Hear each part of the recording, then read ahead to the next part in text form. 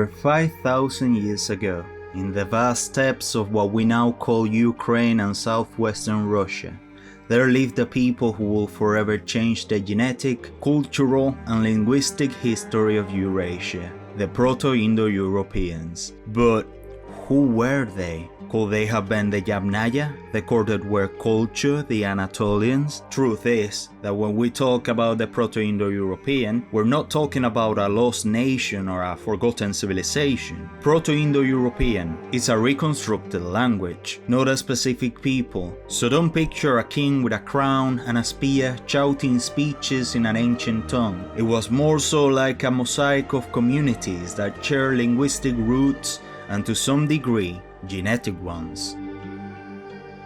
The Yamnaya culture flourished around 3300 to 2600 BC in the vast Pontic Caspian steppes. Their lives revolved around herding, especially horses and cattle. They moved around with their two-wheel carts, built temporary camps, and buried their dead in enormous tumuli called kurgans, which is where the name Yamnaya comes from, meaning of the pits in Russian, which also gives way to another one of their names, the pit grave culture. But let's say that what really makes the Yamnaya famous, oh hello there, is not their carts or their massive tumuli, but rather this microscopic thing called DNA, which has often been manipulated by some people to fit into their racial biases. You know, national socialist people, so I don't have to say that word. But research like that of Haak and Allen Toft show us that the Yamnaya were actually quite different from that stereotype. They had roughly 50% of Eastern hunter-gatherer ancestry, people that had been living in the steppes and western Siberia for millenniums already. And they are the same population that the Uralic peoples descend from, by the way. They also had 10 to 15% of Anatolian farmer ancestry, who had come from southeastern Europe through the Balkans, and also up to 35 to 40% Caucasian hunter-gatherer ancestry, CHE, who had really strong ties to populations from the Middle East, and that mixture made them really different from the other Neolithic farmers of the rest of Europe and the northern hunter-gatherers. So we now get to the fun part. How did these famous steppe people that shaped so much of our heritage actually look like? They were taller than most Neolithic Europeans, around 175 to 180 meters for men, who were robust, with broad bones and strong muscles. Most of them had brown or black hair. The blonde hair did exist within them, but only in 10 to 15%, mostly inherited from the northern hunter-gatherers. So it wasn't a tribe of purely blonde people after all. Light eyes, blue or green, were relatively common, a lot more than blonde hair. 50% of them had light eyes and the other 50% had dark. Their skin definitely tended to be lighter than that of the Anatolian farmers, but still varied. 60 to 80% had fair skin, white people basically, but 20 to 40% had olive or brown skin. So long story short, they were no uniform race, like the Austrian painter fan club wanted us to believe. So I want you to imagine a group of tall, strong herders with thick beards, eyes glinting under the steppe sun, riding wooden carts while dragging their herds. That was the appearance of the Yamnaya. In the Pontic Caspian steppes, a Yamnaya hunter talks to his friend. "Look brother, this cart has two solid wheels pulled by horses. The envy of the entire steppe." Yeah, until it gets stuck in the mud, a wheel breaks, and we're stranded in the middle of nowhere. But we'll fix it with leather and wood. I wouldn't be surprised if it doesn't work.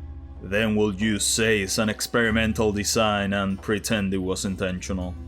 The Yamnaya didn't leave any books or cities, but ironically, they left something far more lasting: the genes and the linguistic roots of languages spoken today by over 3 billion people, almost half of the planet. Their migrations will transform Europe and Asia. But before we get to that part, we need to look at their closest heirs, possibly the parents of Northern Europe.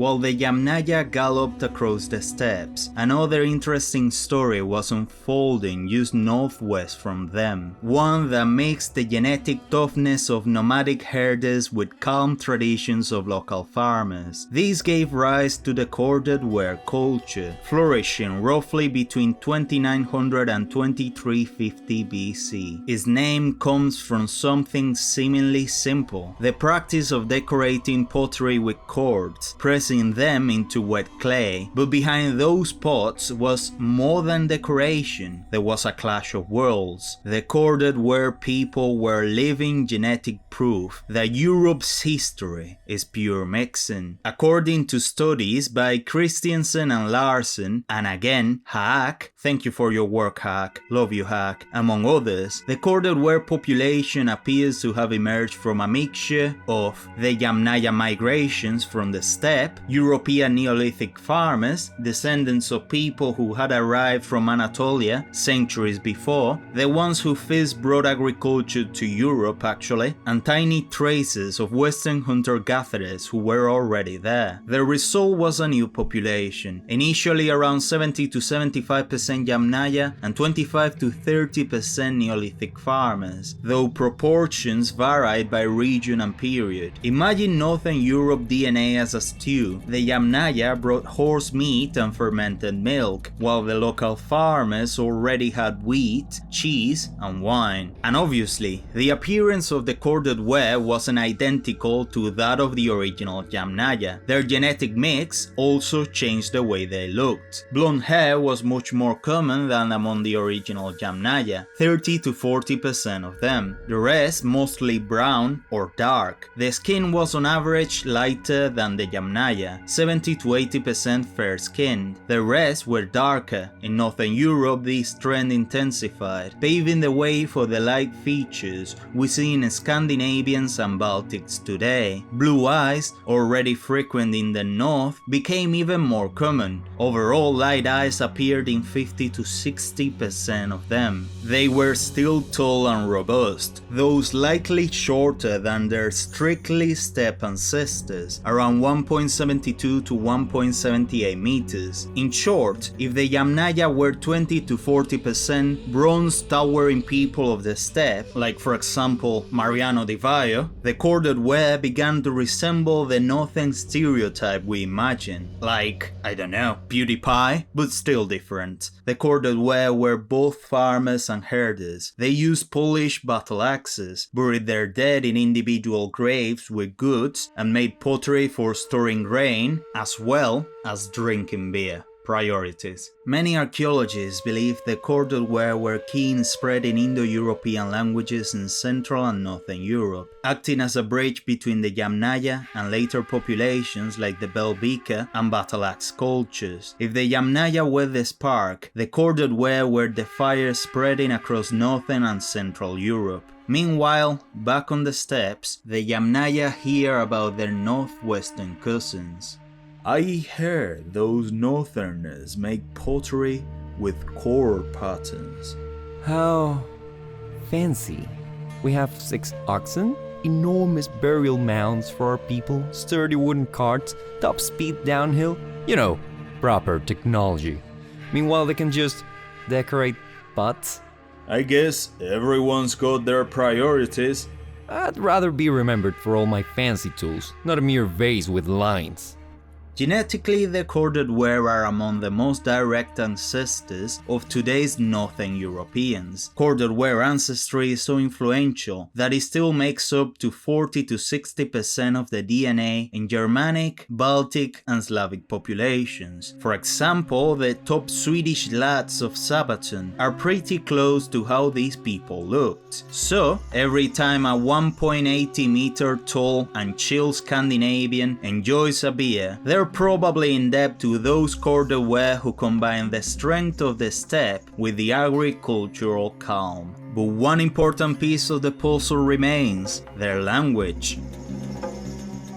So far we've talked about people, tombs and genetics, but what really gives the Yamnaya and the Corded Ware a special place in history is their language, Proto-Indo-European. And what exactly is that after all? Proto-Indo-European wasn't a written language. It is a reconstructed language, rebuilt using a method that might seem insane at first glance, but in reality is pure logic, the comparative method. For example, in Latin, pater means father. In ancient Greek, pater also means father. In Sanskrit, from ancient India, Peter also means father. Linguists noticed that these words were too similar to be a coincidence. With dozens and dozens of comparisons, they reconstructed the original Proto-Indo-European word as something like pater. Piece by piece, word by word, they rebuilt a language that was never written down, yet today is considered the ancestor of languages as diverse as Gaelic, English, Russian, Greek, Hindi, Persian, Spanish, and Dominican. Oh wait, that's actually not a language. But funnily enough, this reconstructed language also tells us about the lives of the people who spoke it. Here are some key Proto-Indo-European words: hegwos, horse, source of Latin ecus and Sanskrit ashva, mete, mother, decemptis, 10, water, water, also udaka in Sanskrit.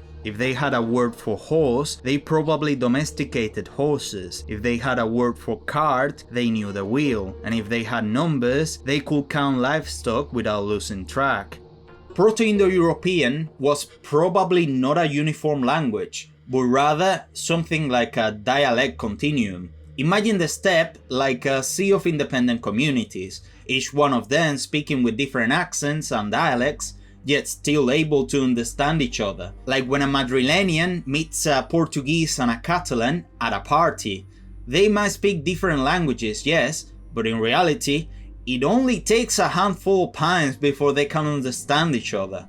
Over time, these variations split into different branches: Germanic, Slavic, Greek, Indo-Iranian, Celtic, eventually leading to over 400 modern languages. So technically, there wasn't a single identical Proto-Indo-European spoken everywhere, but a spectrum of dialects that later grew into a very large family tree. On the steppe, Anteros the hunter asked himself some heavy questions. I wonder, how will our descendants speak? What are you on about now, Anteros? Think about it, Clevidus.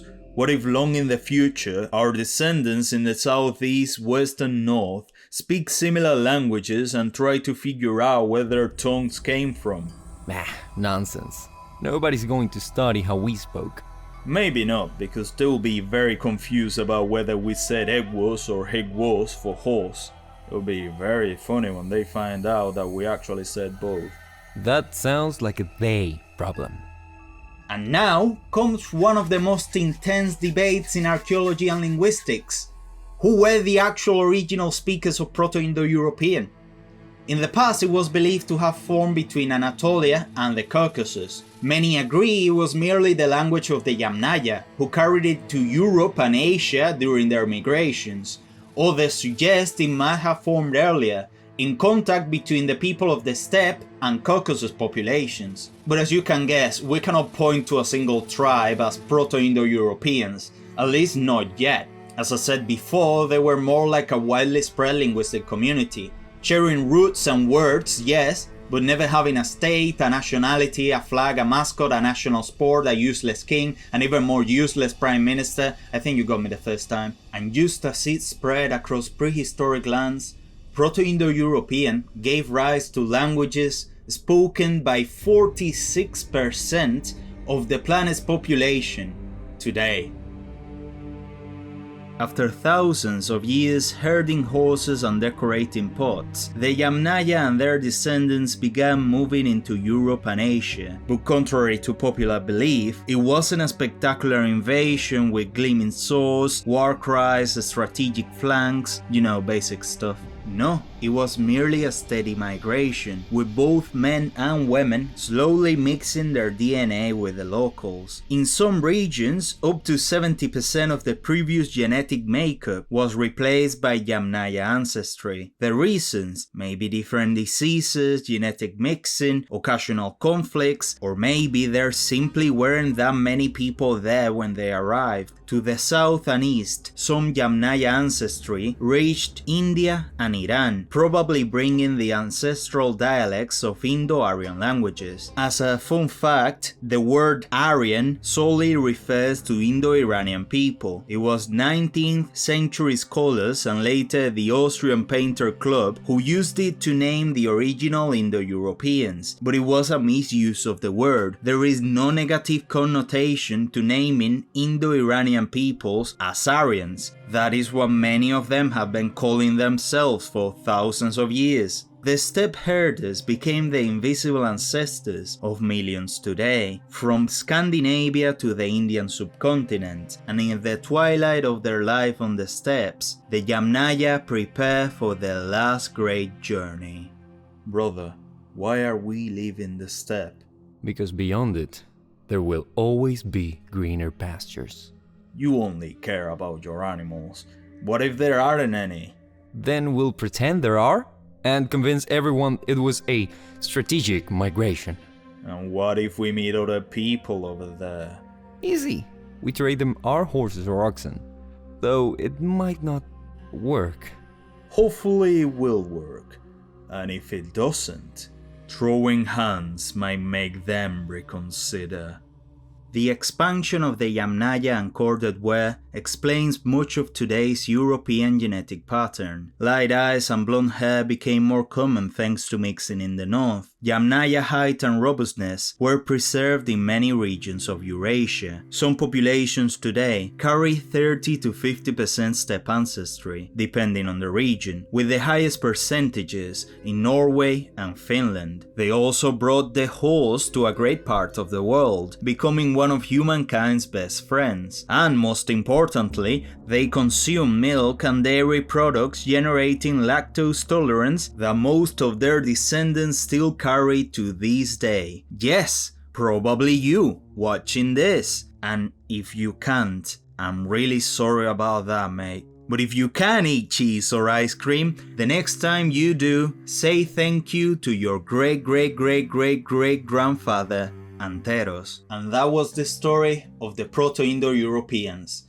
One of how a handful of nomadic herders changed the course of European and Asian history by traveling very far away. They left no empires, no temples, no written legacies, but they did leave their genes, their tools, horses, and most ironically, a language that, although never existed on paper, lives on in millions of people. Their DNA went everywhere, giving rise to the Bronze Age Europeans, to the Persian Empire, to the Indian dynasties, and centuries later, to many of us. Although most of European DNA continued to be from the Anatolian farmers, it is a reality that you can go from the most western part of America all the way to the Gaelic of the British Isles and end up in Tajikistan, a country that I didn't even know existed, and they all speak Indo-European languages. That's incredible, that's absolute cinema. The Yamnaya could have never imagined that their carts, horses and beards will end up in a weird laboratory and linguistic textbooks, or that their ghostly words will shape 400 languages. So when a Spaniard says madre, an Englishman says mother, and an Indian says mater, or when you yourself pronounce an Indo-European word, remember, you are connected with someone who lived 5,000 years ago in the vast steppes and probably never imagined that their blood and their language will end up in you. And if you ever feel lost in history, remember that even a simple sarcastic shepherd can leave an immortal legacy. Without the need for a crown or an empire, just a hard-working life, their DNA, and a few weird words. So who knows, you might end up in some futuristic laboratory when they want to find out how our lives were and what language we spoke. Thank you very much for watching. Leave a comment in the comment section. That was redundant as heck. If you want to support me, it helps with the algorithm. And it's been a pleasure, as always. Show!